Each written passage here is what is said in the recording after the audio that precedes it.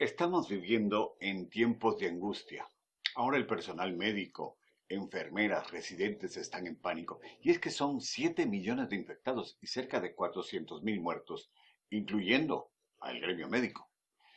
Para mayor intranquilidad, si los médicos tienen miedo y están tensos y nerviosos en las salas de operaciones, imagínese usted los lugares más impolutos que hay.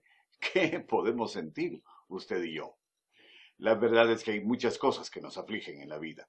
A veces pensamos en lo que Dios está haciendo en medio de estas circunstancias y en lo que Dios está haciendo en nuestra vida. Estamos angustiados por cosas por las que nada podemos hacer. Un buen amigo solía decir que frente a estas cosas que nos preocupan, deberíamos preguntarnos, ¿hará esto alguna diferencia de aquí a 100 años? Sin ninguna duda, debemos preocupar por aquellas cosas que hacen alguna diferencia.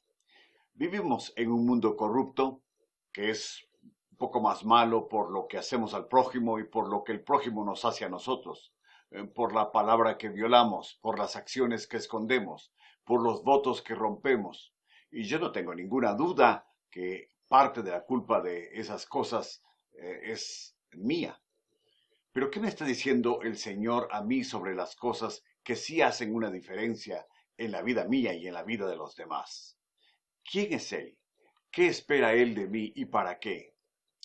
¿O quién está en control para planteárnoslo de otra manera? ¿La Organización Mundial de la Salud o Dios? ¿En quién confiamos? ¿En lo que somos y tenemos? Y en un señor que desde la televisión nos anuncia las decisiones que toma por nuestra salud y nuestra bolsa, o confiamos en el verdadero Señor. ¿De qué depende nuestra relación con Dios? ¿De nuestra salud física o de nuestra integridad? ¿Qué es lo más importante? ¿Lo que perdemos o lo que nos hace perder de vista a Dios? Ahora que nos reunimos en casa, vía Zoom, y viéndolos a todos ustedes en sus cuadritos, digo, y pensar que la cercanía de Dios con nosotros es mucho mayor que esto. Amén. Qué bueno que Dios no tiene Zoom. Lo que Él tiene es su presencia a nuestro lado. Hoy vamos a ver cómo en tiempos de angustia Dios tiene una casa a la cual nos invita y en la cual nos espera. Abra conmigo su Biblia a el Salmo 24.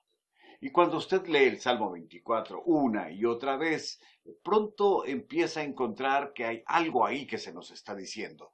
Y eso que el Salmo 24 dice es que el Dios de toda creación invita a los íntegros a refugiarse en Él. En primer lugar, lo que vemos en el Salmo 24 es que el Dios de toda la creación nos ha hecho parte de su mundo. Mire en los versículos 1 y 2. En primer lugar, usted es parte del mundo de Dios, según el versículo 1. La poesía hebrea, y el Salmo es poesía, no tiene rima, sino que la rima hebrea está hecha a base de dos afirmaciones. A veces esas afirmaciones se repiten, a veces esas afirmaciones se contrastan, en otras ocasiones se agregan o usan un símbolo. Cuando la repetición de esas afirmaciones dice básicamente lo mismo en forma diferente, se le llama paralelismo sinónimo. Y ese es el genio de la poesía hebrea, la rima de la poesía hebrea, el paralelismo. Como el que tenemos aquí en el versículo 1, en donde se nos dice que de Jehová es la tierra y su plenitud, el mundo y los que en él habitan. El hombre, o más bien, perdón, el nombre que el salmista usa aquí para referirse a Dios es el nombre de Jehová, el Dios que hizo pacto con su pueblo. Él es el creador de la tierra. Ahora, ¿de qué tierra estamos hablando? ¿De Israel? Bueno, ciertamente de Israel, pero no solo Haaretz, como le dicen los judíos, a la tierra de Israel. Es el creador de los desiertos, de las montañas, de los mares y de todos los seres humanos que en ella hay. Usted y yo estamos ahí y somos parte de la creación de Dios. Por eso en la segunda parte del versículo 1 dice, el mundo y los que en él habitan. Piense usted en todas las civilizaciones. Piense usted en todas las culturas. en todas las etnias, en todas las lenguas y naciones, y Dios es el autor de todas ellas. Y ahí, en el centro de su ser, Dios le ha puesto a usted un llamado para creer el Evangelio de Jesucristo, ahí en el mundo de Dios. Alguna gente se pregunta, y tal vez usted está entre ellos, ¿y qué ha pasado en ese mundo de Dios con todos los hombres que no han oído el Evangelio? Cuidado con la falacia de tiempo. La falacia de tiempo dice que si algo existe hoy, no pudo haber existido ayer. En otras palabras, si Dios se reveló a Israel, Él no pudo revelarse a nadie antes. Eso no lo sabemos. Y que no lo sepamos tampoco lo hace imposible. Una cosa sí sabemos, y es la que dice Génesis sobre Abraham cuando Abraham le preguntó sobre Sodoma. Dice, el juez de toda la tierra, ¿no habrá de hacer lo que es justo? Miren lo que dice Hebreos 1, 1 y 2. Dice que Dios, habiendo hablado muchas veces y de muchas maneras en otros tiempos a los padres por los profetas, en estos postreros días nos ha hablado por el Hijo, a quien constituyó heredero de todo y por quien asimismo hizo el universo. Pero en segundo lugar, el mundo está asentado por el poder de Dios. Mire el versículo 2. El Hijo que hizo el universo, dice el versículo 2, fundó la tierra sobre los mares y la afirmó sobre los ríos. Hebreos 1:3 dice también que Jesucristo es el resplandor de su gloria y la imagen de su sustancia, pero también agrega que sustenta todas las cosas con la palabra de su poder. Así que la fundación del mundo tiene la presencia del Dios del pacto y, según Hebreos, la del Hijo, que no solo hizo el universo, sino que lo sustenta con su palabra. Esa misma palabra creadora de Génesis capítulo 1, cuando dice, y dijo Dios, y fue hecho. Ahora, ¿no es maravilloso que en estos tiempos de pandemias, de amenazas globales, de guerras, de rumores de guerras, de pestes y de ciudades llenas de temores y violencia, nosotros tenemos puesta nuestra fe en el Hijo de Dios? Nuestro Dios, que es además justo y bueno, aun cuando Abraham negociaba a favor de la familia de Lot y de los habitantes de Sodoma, Dios es justo y bueno. Que vemos en estos dos versículos entonces que Dios creó el mundo y nos puso a usted y a mí ahí, y estamos en donde Dios nos puso, en la época perfecta de Dios y en las circunstancias sobre las que Él tiene control. Pero Dios no solo tiene un mundo bajo su control. En segundo lugar, el Dios de toda la creación nos demanda integridad para acercarnos a Él. Mire los versículos 3 al 6. Dice que la integridad para acercarnos al monte de Dios se expresa de maneras concretas, los versículos 3 y 4. ¿Qué le recuerda el versículo 3? Mire el Salmo 15, versículo 1. ¿Quién subirá al monte de Jehová? ¿Quién estará en su tabernáculo? Dice el Salmo 15, versículo 1. Ahora, las figuras de lenguaje que vienen ahí son muy importantes. Primero, porque nos dice que el que subirá al monte de Jehová es el limpio de manos. Esa figura de lenguaje es una sinécdoque, es la limpieza realmente de la persona que hace decisiones. Se habla de una parte, las manos, pero se está refiriendo realmente a toda la persona. Pero no solo eso, es que también es una metonimia de causa, porque se refiere a las manos para indicar lo que las manos hacen. Y luego dice el hombre de corazón puro, de nuevo, una parte para indicar todo lo que procede de la persona. Habla del corazón para señalar todo lo bueno que puede salir de una persona. Ahora mire el versículo 4. Habla del alma, que para los hebreos no es la parte inmaterial del hombre. Eso era para los griegos, el alma. Pero para los hebreos el alma es todo el ser. Y aquí se refiere a la misma figura, pero una figura que habla del todo por las partes. En otras palabras, que no ha usado parte alguna de su cuerpo para cosas vanas. A veces los jóvenes me preguntan preguntas difíciles y me dicen si la Biblia habla de la autogratificación. Y yo les digo que sí. Cuando dice aquí que el hombre no ha entregado ninguna parte de su cuerpo a cosas vanas. Y luego habla de la mentira. La ley no prohibía jurar, pero prohibía jurar falsamente, porque equivalía a mentir. Uno de los 10 mandamientos es el 9º mandamiento. No hablarás falso testimonio contra tu prójimo. Está en Levítico 19:11 como parte de una triple exhortación que dice: no engañaréis, no hurtaréis, ni mentiréis el uno al otro. Integridad es el requisito para acercarse al monte de Jehová. La integridad del hombre y de la mujer de Dios tiene recompensa, dice los versículos 5 y 6. Recibirá bendición de Jehová. La palabra bendición tiene dos usos.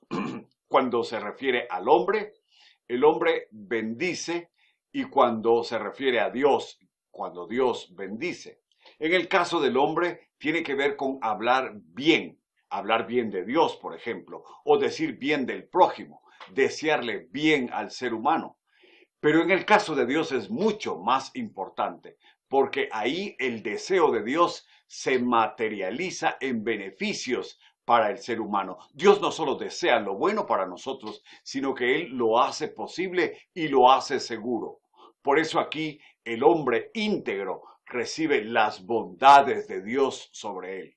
¿No es eso algo precioso, saber y aprender que en estos días de tantas amenazas que asoman su feo rostro por distintos lados, Dios promete al hombre íntegro sus bondades? Dios no solo tiene un mundo, Dios no solo tiene un monte, sino que en tercer lugar, mire lo que aparece aquí en los versículos que siguen: Dios también tiene una casa. Versículos 7 al 10. El Dios de toda la creación nos invita a celebrar su victoria en su fortaleza. La celebración en su casa se debe a su poder y su gloria. Versículos 7 al 8.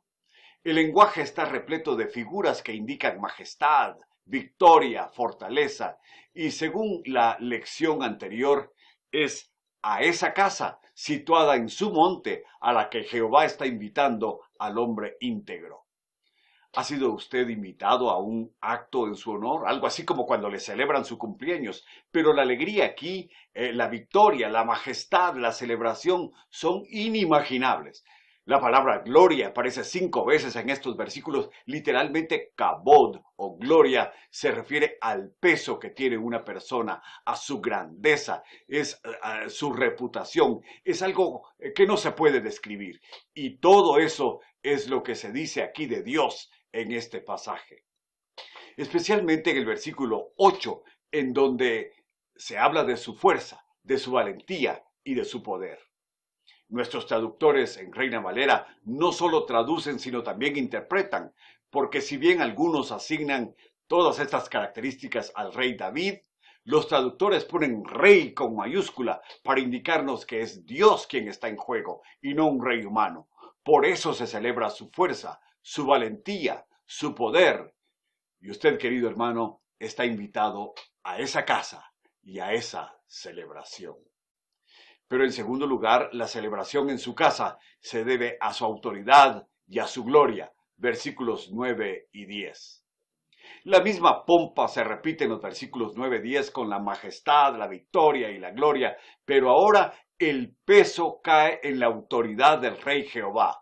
De nuevo, con mayúscula, rey, y se le presenta como conductor de ejércitos, es decir, se manifiesta su autoridad y también su gloria. El punto es que Dios nos lleva a su casa y comparte con nosotros su victoria. Dios nos pone en su casa para contemplar su gloria y disfrutar su fiesta.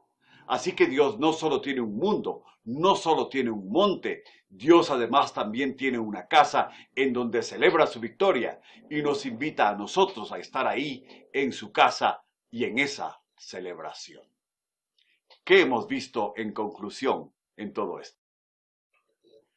Bueno, en conclusión, lo que hemos visto es que es importante respondernos la pregunta, ¿quién está en control? ¿En quién confiamos en medio de la zozobra? ¿Confía usted en el verdadero Señor? ¿De qué depende nuestra relación con Dios? ¿De nuestra salud física o de nuestra integridad, según lo que hemos visto aquí en el Salmo? Hemos visto que el Dios de toda la creación te invita a ser íntegro y a refugiarte en Él para celebrar su victoria.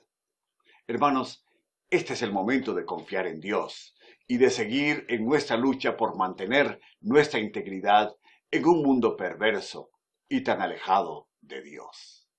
Y esa es la invitación que el salmista nos hace aquí en el Salmo 24. Oremos. Te alabamos y bendecimos, Señor nuestro, porque en tiempos de angustia y de pánico confiamos en el Dios que hizo los cielos y la tierra. Porque en medio de tanta maldad y dolor, tú, Señor, eres poderoso, victorioso, y con amor nos has invitado a tu casa a disfrutar tu victoria. Cuando tantos tienen miedo a la derrota, a las pérdidas, a la enfermedad, a las pestes, a las guerras, a la violencia, Señor, tú eres nuestro refugio. Gracias, Señor, por tus promesas en medio de un mundo que no te conoce. Te alabamos en el nombre de Jesús. Amén. Amén.